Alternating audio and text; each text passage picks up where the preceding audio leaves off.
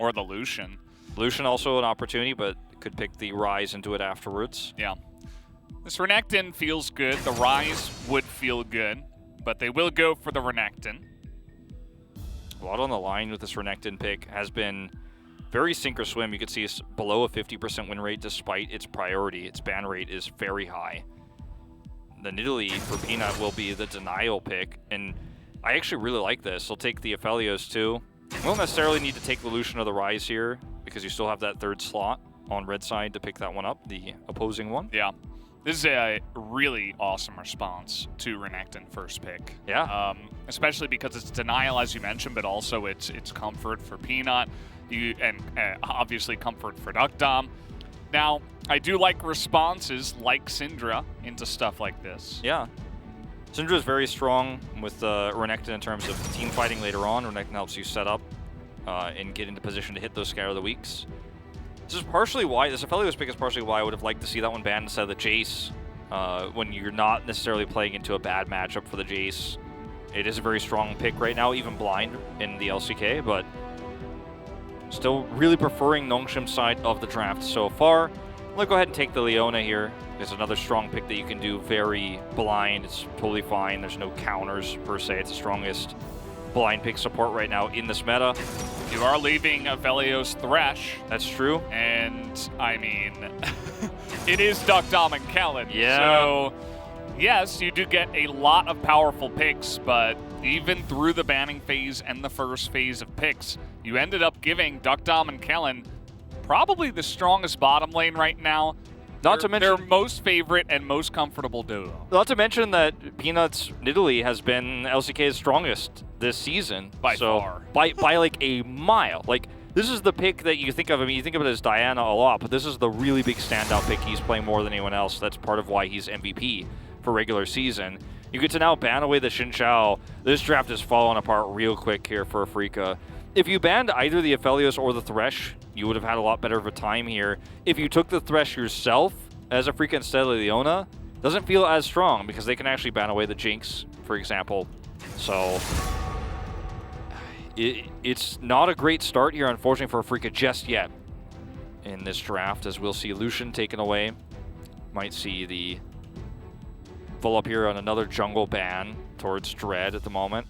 Could also look towards the AD carry position since you've got that one all locked up. Something like Kalista. Oh.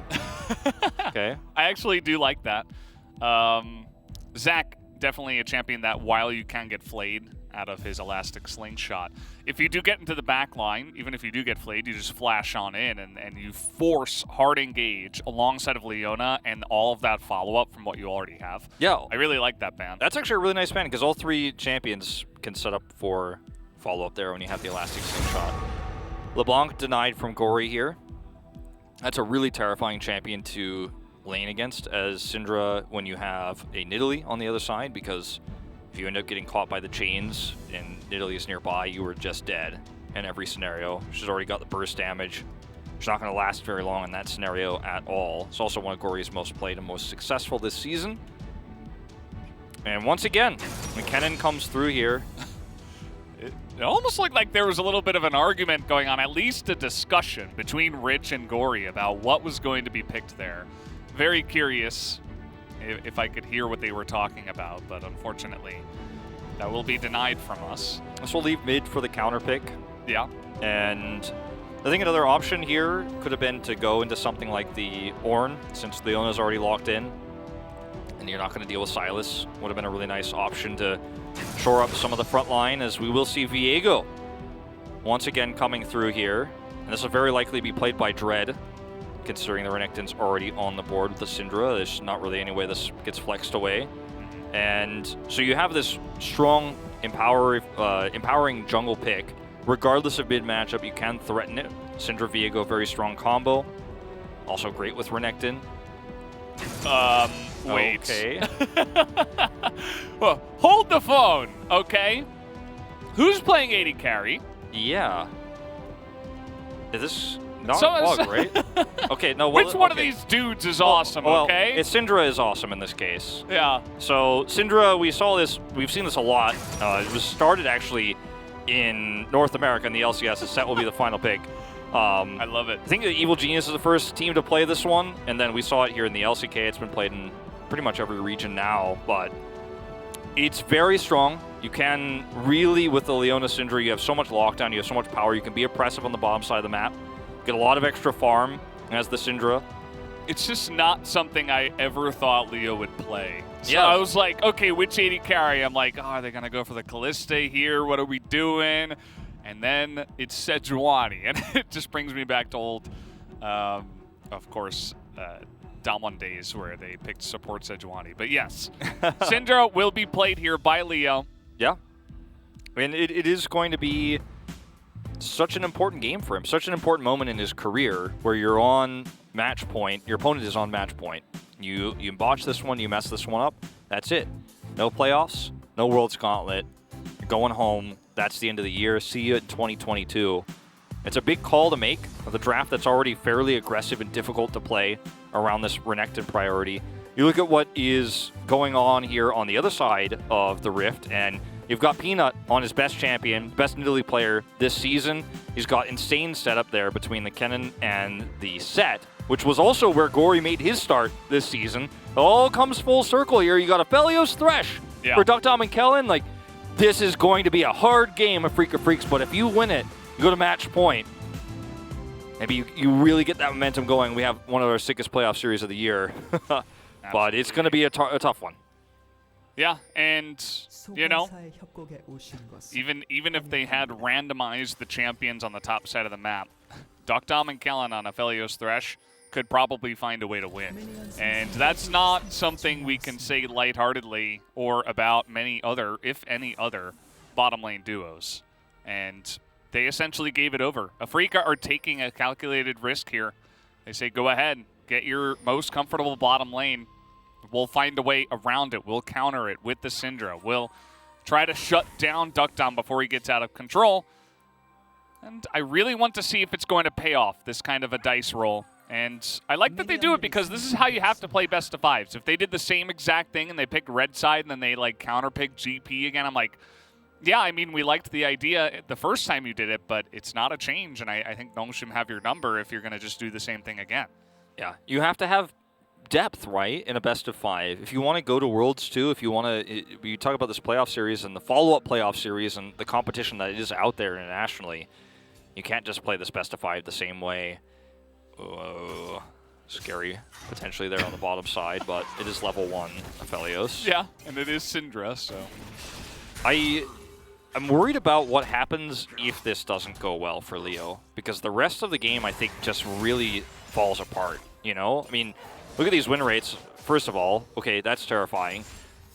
You also have Peanut, who is going to be able to put anyone who isn't Dread or Fly, like if you hit Leo or Keen with a spear, you're going to be at half health before a fight starts, and if Peanut gets ahead, it's just so terrifying, right? And Syndra has to be kind of up in the thick of things to set up for those Scatter the Weeks and look to carry team fights later on. I mean, not to mention they have good engage. Duckdom's Aphelios. Yeah, you can see already what's happening down there in that bottom lane. It's actually something we discussed before the broadcast even, what Aphelios can do at level 2, even though he doesn't have any abilities, with the pressure from the Thresh as well. Yeah. Just push up, zone them off of the wave, and not really allow them to hit level 2 before you, and therefore not have any pressure against you. It's really handy to have that Calibrum, you know, versus Syndra's Q poke. One of the big changes for Syndra is her mana cost got reduced, as that's pretty fat damage there from Gory. Yeah, the Q reduction means that you can harass a little bit more, but the range that Duckdom is going to have means you can kind of safely poke that wave out, push it in. Yeah, good stuff. Eventually, of course, Syndra will get her abilities online. She will have ability to set up plays onto the very squishy AD carry. And that is where the Syndra gets some of her power in this lane. But not yet. Just going to be pushing this one in, will Duckdom and Kellen. And relatively quiet to start this one off here. Peanut, you know, sometimes he goes for early ganks, but generally not too often. Although he is hanging around this bottom side. This is where you're going to make the play if you are. There's especially no with Kellen's Thresh. Yeah, and he's... Get out of here. There's the hook. Oh, no that's a big spear, one. though, and the flake comes in, and they already get the flash out of Leo. Another spear comes in. Nice try. And Peanut's not done yet. He flashes in, gets scattered away, and exhausted down, and now he's in the middle of the wave as the Lantern will be enough with the heal. Peanut takes a big risk, but he gets away with it as Kellen will save him. Well, that's huge that he loses his flash regardless, as Rich will be fine here on the top side of the map. But losing your flash as Peanut here is really massive. Rich has also now used his, so a lot of summoners down here.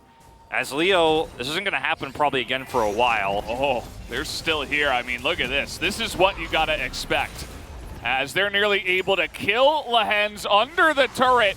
2v2. They force a teleport here from Fly. They just don't have any follow-up. There's no Leona anymore. Fly's teleport just there to help save them. And Gory says thank you. Yeah, just takes more pressure off the mid lane for Gory.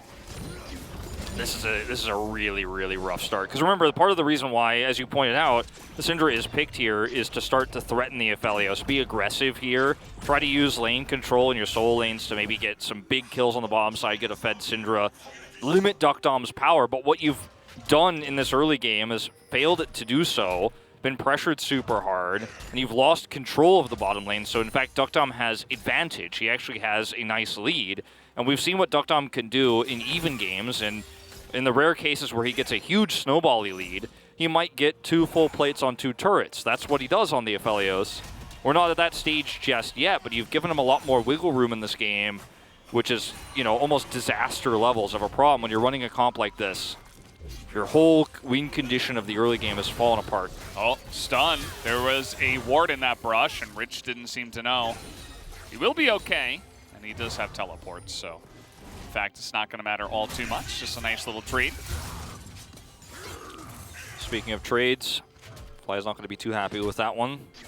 They're on the bottom side, and that was so close to being amazing too. And Peanut's coming back again. Remember, Leo does not have flash. Yeah, and Lehens does, and okay, they're just going to trade it there. Duck Dom flashing forward aggressively. Peanut does not have flash anymore, and the wave blocks him from being able to hit a spear there. So even though Duck Dom flashes forward for the root, it's not enough. This time the hook misses. Yeah, it's still so much pressure that you have to respect. You can't move up to the wave, you can't clear it. Yeah, this is going to be enough to maybe group up and look for a Drake fight. He's not going to be able to use this Crescendum to actually grab an extra turret plate, but he can use it to help burst down this Drake. Clear time on that is so fast with Aphelios when he does have the Crescendum available. Prio here in mid means Fly can't do anything about it either. And even though Dread is over here, I mean, he can look for the steal. Okay. Oh, this is really scary. He looked at the dragon, yeah. Gory is just going to walk away and says, actually, let's engage, but there is a teleport coming in, but the spear is enough. The damage is there. It's first blood, but now Keen is going to go on a bit of a rampage. He's level 6 himself. Rich here as well. Is it worth it? The flash away from Fly is not going to get him to safety, and now with the slicing Maelstrom, it's enough damage on the Keen. He can't get anything done, and how about a double kill for Peanut on the Nidalee? And just like that, this composition falls on its face. Aphelios has 3 assists now. He's going to go back, buy some extra weapons here, and head straight back to lane. 12 CS up right now, but he is going to continue to put that pressure on, as this was just a bridge too far, Dread. Yes, you do have the ability to get over the wall, so this is low risk. It's fine to look for maybe a steal here, but you commit and collapse onto Gory here. And he's got Showstopper. You can't do this to a set. No set hasn't been the meta in the mid, as these spears thread the needle for Peanut. It's actually crazy what he's able to do with this champion. Perfect. And why you don't want to deal with it. And yeah, you pick Renekton as a perfect denial pick. And then they just, you know, stay here way too long. Several kills go over. Peanut gets a double. And you can't feed Peanut this stage of the game. What's he got now?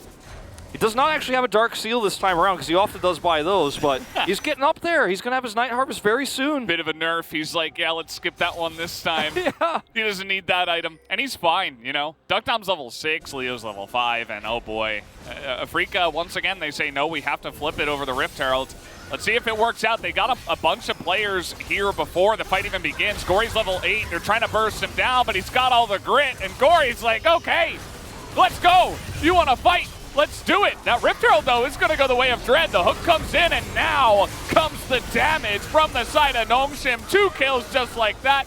Kellen will go down, but it's a 3-for-1. Thankfully, Keen gets over and picks up the eye, or that would have been a true disaster, as Nongshim once again take a giant leap in the lead. I think we're still, like, if I put a graph, if there was a meter, a gauge, I think we're still on true disaster. It might be, like, not at the end of the gauge, you know, like when your gas tank is towards full, you know, when it goes past the F when you first fill up. I think we're still full, though. Like, I think this is, the gauge has hit true disaster truly after this fight, because this is now 2-0-4, Italy.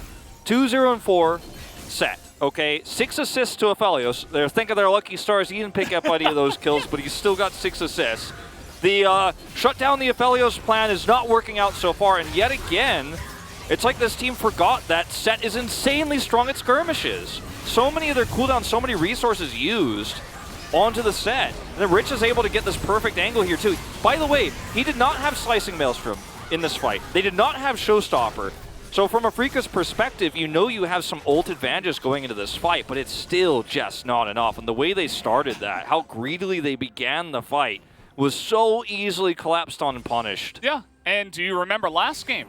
It's like, okay, they got the Rift Herald. We have to commit into this. And then in this game, they're like, we're behind. We have to commit to getting this Rift Herald. Leo wasn't even level 6. Yeah. Lahens was level 4. Like... Ducktom's level 6 himself. He sets up a giant Moonlight Vigil. I mean, you're playing straight into their hands. It's just not the play. And you can understand the desperation at this point in the series, but it is going to be key in terms of giving Nongshim yet again another gigantic lead. I want to see Peanuts Gold in this game. He hasn't been back for a while. We'll see what he ends up purchasing. He's just looking for more on the bottom side, by the way.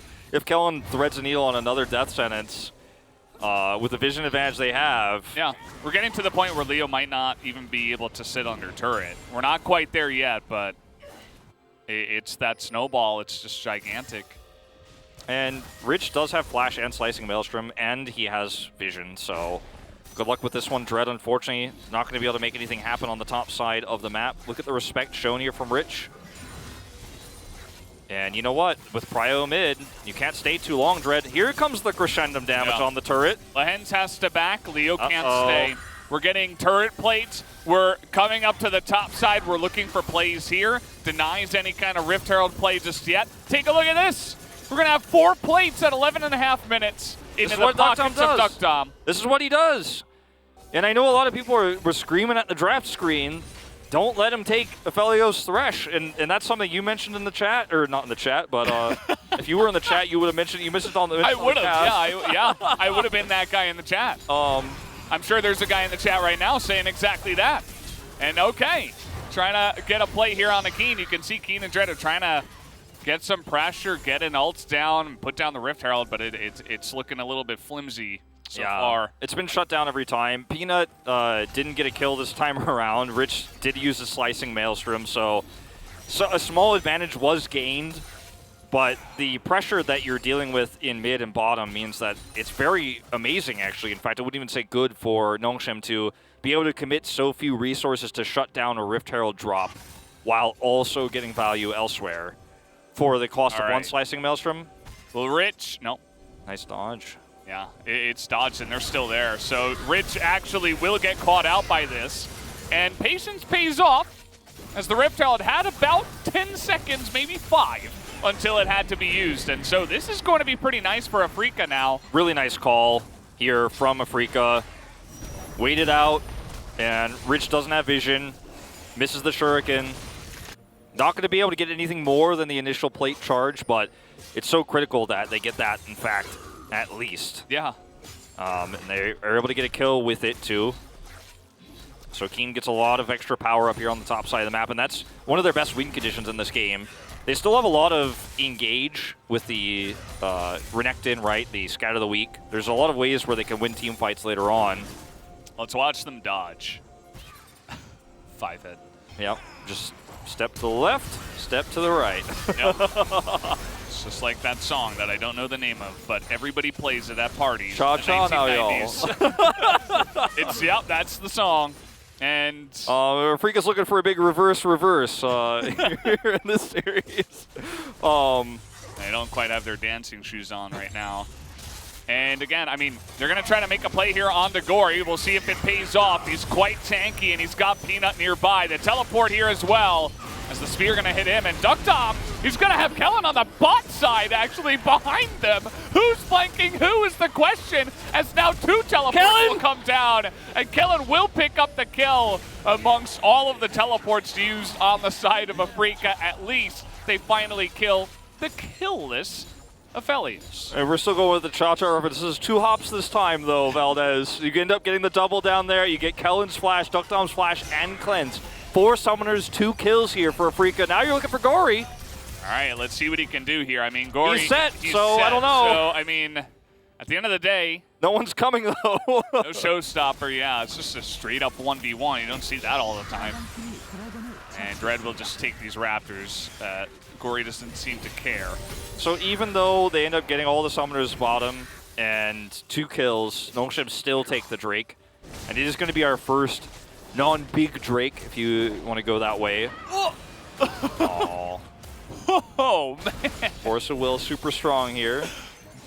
But Feels good.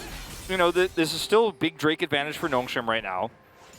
Maybe need to calm down a little bit in terms of where they're positioning on the map and not overextend here as we watch this. Ducktom just wants to get the whole turret. And yes, he has Cleanse, so he feels pretty good. Okay, I could dodge the Solar Flare, but then the Zenith Blade hits. And yeah, it's a really cool exchange here, and Ducktom looks like a hero trying to pull this off, and they do kill Leo, but you still die. If the Moonlight Vigil hit, it would have been 2v1 against Lehens, and maybe they could have backed towards Peanut, and I think they would have survived. Yep. Does miss, though. Yeah. So, at the end of the day, really nice play. I mean, Ducktom had Shield Bow, so he's able to survive through all the damage from the Syndra. Well, that's the other thing is, even though he dies, there's a lot more catching up that Afrika is going to need to do there on the bottom side of the map. He's still extremely fed. He still just goes, oopsie, okay, anyways, I'll still kill the bottom turret, and we're still going to get Drake. So, it was very cool of you guys to get the double kill there. It's going to be one for Kellen's highlight reel as he picks up his 2nd kill of the game, but yeah, not a whole lot Afrika can do just yet with that advantage, unfortunately. Yeah, you take a look at the gold difference graph. It's like, okay, well, we had a little bit of a whoopsie. It's like, what happened there at 14 minutes? Well, we don't need to talk about that because if they keep this up, the graph will only go down from here. And, Rich, yeah. He and Peanut are both in a position to where they are going to really well and truly come online for this next fight, which will be soul point for them. Fly dodges yet another. We're not really seeing too many heads bonk together here for Gory, unfortunately, so far. Just missed a few of those, but the big fight that Nongshim have coming here is going to be, they have such a big power spike right now that Afrika do not have. Like, Leo doesn't have his Mythic yet, unfortunately, in this game. So, in 2 minutes and 30 seconds, he'll likely end up finishing that, but if Nongshim does get Soul Point, there's so much they can do with this composition. The only thing that's missing for them really is a strong split pusher, and they are going to have to deal with King. Uh-oh. Okay, that was a... What? Whew. What was that? Spooky moment there for a second. He's really asserting his dominance there in the bush. Like, you don't need to do that. You just jumped right into them. Yeah, it's actually not a care in the world. Made me quite fearful, but Keen is doing a lot side laning wise. That's what Viego can do. Yeah. It feels like such a meme, but actually it's one of those plays where Afrika see that and they're like, "Whoa, are we like in the wrong position? Do we have to back?" Like, yeah. I don't know if we can play, if we can actually fight this. Peanut's too confident. That's the Artosis moment where you know your opponent did something so wrong that you're really actually terrified.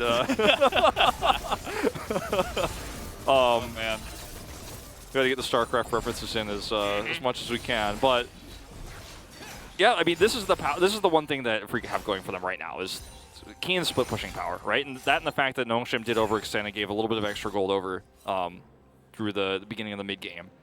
And Keen is becoming a real force to be reckoned with. And soon Leo will get his first item and will actually be able to do damage in team fights and set up for big scatter of the weeks. 와차오! 야 랜턴. 야, 너 뭐야? 아, 빼. He was like, whoa, what's that? Oh, back. He was like, whoa, what's that? Out. Yeah, it worked. Whereas Peanut's literally over there making watch out sound effects as he goes to check the bush. And they're like, whoa! It actually worked. Oh, that was actually really cool to get the comms. It's got to be alpha, man. We figured it out. This is all you got to do. You just jump into the bush. As long as you say watch out, it's always going to work out. This is why Peanut won regular season MVP. Yeah. Plays like that. There you go. Setting up the big ones.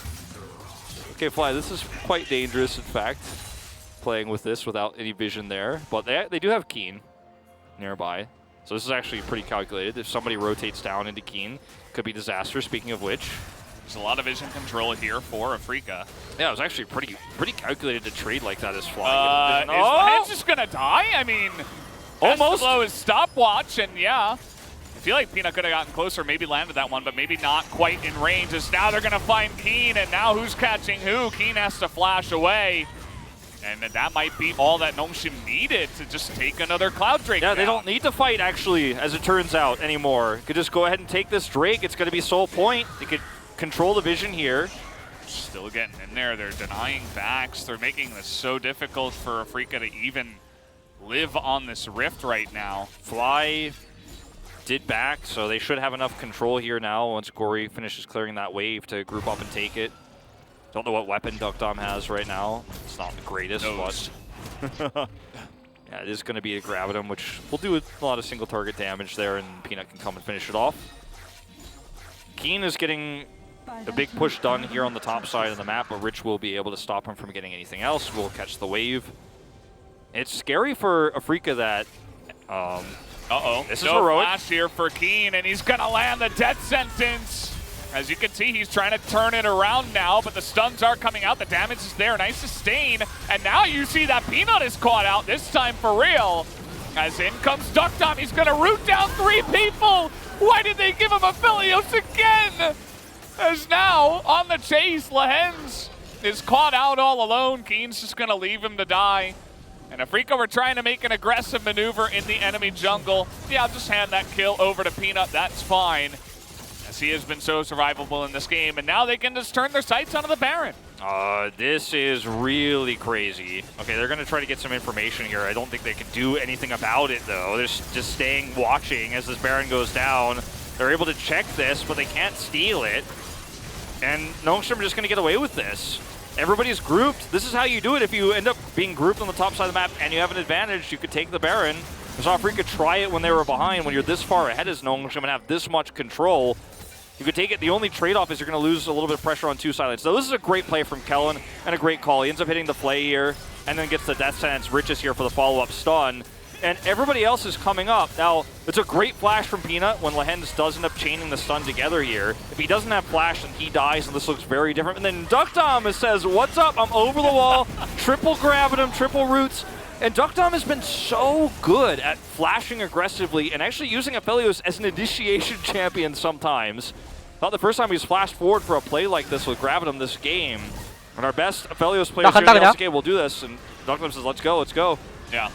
I mean, there's a reason why this guy was voted by the majority, I believe, as the best AD carry in the LCK currently. Like, it's not just his Aphelios, but this is the one thing that's kind of egregious, right? It's been a constant Probably for him. shouldn't have seen this. His whole career, not just this season, not just in spring. You have to respect it. And Afrika did not because they wanted to try to make this Syndra bot play. Yeah, they took a calculated risk. It didn't turn out well. We definitely could have seen this, work out maybe 1 out of 10 times. That's what you got to do in a best of 5, though. Sometimes, as you mentioned, if you just keep playing the same style, when you're behind, you're bound to lose. He's only 3,500 gold ahead at 23 minutes. Yeah, look at. All right, here we go. Teleports are in, but immediately. Oh no! All right. Yeah. Well. Nice try, guys. I like the. Good hustle. Yeah, I like the fire. I like your willingness to fight, but actually, in the end, they will just back away. It was a perfect lantern. Perfect response comes through from Nongshim. Baron's up! Okay, maybe can they kill Peanut? They will. They'll finally get Peanut, and at least they will do that. Baron's up, though. I mean, this is a huge trade-off. Here we go. Rich just going to clean it up, and Gnome trying to book their ticket to the next round of playoffs here. You can't make a play like that when Baron's up. I don't care how desperate you are. I don't care how much you want to try to make a desperate play where you feel like this is the only chance we've got in this game. You've got to play this more defensively, because if you mess it up, and it's so hard to pull it off, you just end up losing so much. They lose one inhibitor from this. They're at least able to get the kills onto Peanut and Rich, but this is guarantees inhibitor. When the Baron buff was so close to wearing off, you could play this a lot more passively. Look at the Scare of the Week, do almost nothing. And that's the cue for Keen to go in, but there's a Lantern there, and Fly's trapped. Yeah. And Fly's like, okay, I want to go in, but actually, no, he shouldn't be. He feels like he's opportunity costed, or rather, sunk cost fallacy, as we've been talking about in this series, into going in, and it's just not the correct play. And Leo just barely dodges the Haymaker, and it's still not enough to keep him alive. This is such a high-risk situation where you didn't have to make this play. Sit behind your turret, wait it out. I mean, this is a lose-lose game for Afrika. Yeah. I'll be real with you guys. But I think the cost of messing this up is just so high. It definitely accelerates things, right? Because you can sit there with your Syndra, you can try desperately to clear waves, and you can probably buy yourself an extra 30 minutes, or 30 seconds rather, and you would also hold on to your teleport, right? So that's kind of the trade-off. Yeah. You were almost definitely going to lose that inhibitor anyway, but you can see the result of what happens if you try to force things. We've seen so many champions that can flank behind, like what we saw there from Fly. You know, we've seen Sion flanks like that actually change games completely. We've seen Kennen flanks like that change games completely. But Renekton disconnected from his team that much so alone. It's just really, there's not much you're going to be able to accomplish there.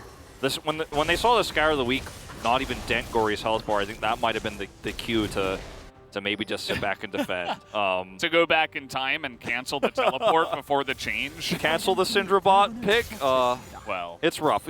Yeah. This was such a risky draft in the way that Nongshim dominated the bottom lane so well. Just shows that they prepared for this. Every team knows about the potential Syndra flex to bottom because we've seen it so much. First in other regions, then here in the LCK, Ghost played it. And now it's a thing that you know about, you can prepare for. And when you have a Aphelios Thresh, you can put the pressure on with Peanut there. And that's the other crazy thing about this. I was going to mention it in draft, but Peanut usually doesn't spend resources bottom for Duck Dom this season. That's not really how he plays. He just farms and looks for opportunities, but he played extremely aggressive to shut down the Syndra. It works. It pays off. They have a huge lead in the early game, and they're just pushing that advantage towards the end here. Yeah. This game was won before, not now. The one champion on the side of Afrika that can threaten the range of Aphelios and Nidalee is Syndra. But the Syndra doesn't exist. It's just a figment of all of our imaginations in this game because she's so far behind. I mean, she got her Ludens like 20 minutes into the game. She's not really able to do much. She can't threaten much. There's not going to be any follow-up from Afrika because they are in this position. And everybody else is melee against Aphelios. So, like, as you mentioned, it was a huge risk. I feel like it was like their plan D. Like, they went for plan A, it worked out once, it failed, and then they, like, skipped plan B and C, and then they went to plan D. They were like, okay, it's a best of 5. This is our last chance. Nongshim are on match point. Let's give it a shot. And unfortunately, this time, Nongshim kind of laughed at it and shut it down immediately. Yeah, if I could go back in time to one moment, it would have been banning the Aphelios instead of the Jace. That's the one thing I think if I went back and changed, like, our timeline would look very different, right? I think that was the moment where you could have, hedged your bets a lot better. This game is well and truly under the control of Nongshim, as they're just going to walk over to Baron. All right. Slight vision advantage, teleport. teleport. See it. And Nongshim, they're such a respectful team, such a responsible team almost, that they're not going to take that risk. They say, okay, you teleported in, we can just fight you. We don't need to flip it over that Baron. No need to do that. Gory's just going to 1v2 for the majority of this. Peanut comes in. Duck Dom going to get caught out a little bit, but he has Cleanse. And so he will just be able to come on in. Rich will get rooted down by Lehens, but Peanut is on the chase, and it's so hard to get away from this Nidalee. As the flash on in from Kellen just to make sure 2 more will go down on the backside of this. As Keen, he's the one guy who has any kind of autonomy in this game, but even he can't do anything. This is really rough to be Leo in this game. I wouldn't want to be him right now. I mean, so much of this game rides on him in the draft, right? Where you're like, okay, yeah, I could do it. Put me forward. I will play the Syndra. We will pull this off. Down against match point. Very new player, you know, doesn't have a ton of experience under his belt. And they put him in this position, and I don't want to say he failed. I wouldn't say that. I would say that Nongshim just outplayed him super hard. And Peanut surfed around the bottom lane. They got such a huge advantage that this pick didn't work out. And I wouldn't blame him if he gets emotional after this loss, because in some ways you feel responsible when you're the guy who's trying to carry everything in this very unusual draft. But I really don't think it was his issue. I think it was just really strong outplays on the side of Nongshim. As Gory, I mean, Gory, remember, he went 2-0-4 in like the first 12 minutes of the game. He also, as Atlas would very much point out, he bought a Bramble Vest against Viego and Renekton. Yeah. And what are you going to do? You're not going to do anything. That's the answer. Their AP comes from basically only Syndra. Yes, she's an AD has carry. Some. Yeah, Sejuani has some, but like the Bramble Vest immediately makes Set almost unkillable after the Syndra falls behind. And of course, it's not only that item, but from that, starting from that and getting fed, you're never killing Set. I don't care if it's 1v2. Yeah. 1v3 even, he's probably still going to be in a pretty good spot when the rest of his team is going to show up at a moment's notice because they have so much map control right now. It's absurd. Look at the gold difference at 30. That's not a number you see very often. This is a playoff match as well. Afrika came out so strong tonight. They really did. I mean, they looked to be, after game 1.5, after half of game 2, looked like we might be seeing a huge upset. They couldn't stick the landing, and that's been the story of Afrika, unfortunately, this year. Is this is the push to end from Nongshim. If they get any picks here, it's over. Hey, they get the stun chain onto the Set, but that just sets up Rich to jump on in and get a big slicing Maelstrom. The follow-up suplex is big, and nobody on the side of Afrika has any items that can do damage to this team at this point in time. They have the Baron, they're pushing in all the waves, teleport in, and Nongshim are looking to take this first playoff series. Fly is dead. He's taking a sip of water. This is Nongshim pushing to end. I think they will. They're trying to get on top. That's a really nice scout of the week, but 0 follow-up comes in. Everybody else was taken down, and that's going to be the end of Afrika here in summer.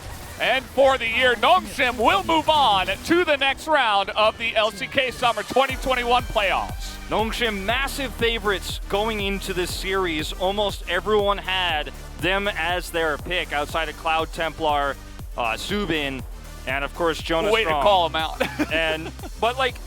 But they looked smart actually after game 1 and after the second part of game 2. But Nongshim were the stronger team at the end of the day, despite a little bit of a dip at the end of regular season and a big soar up for Afrika, who showed their best performances of the year, I would say, in their last 2 regular season matches and in this best of 5, but it still wasn't enough because old Afrika and some of Afrika's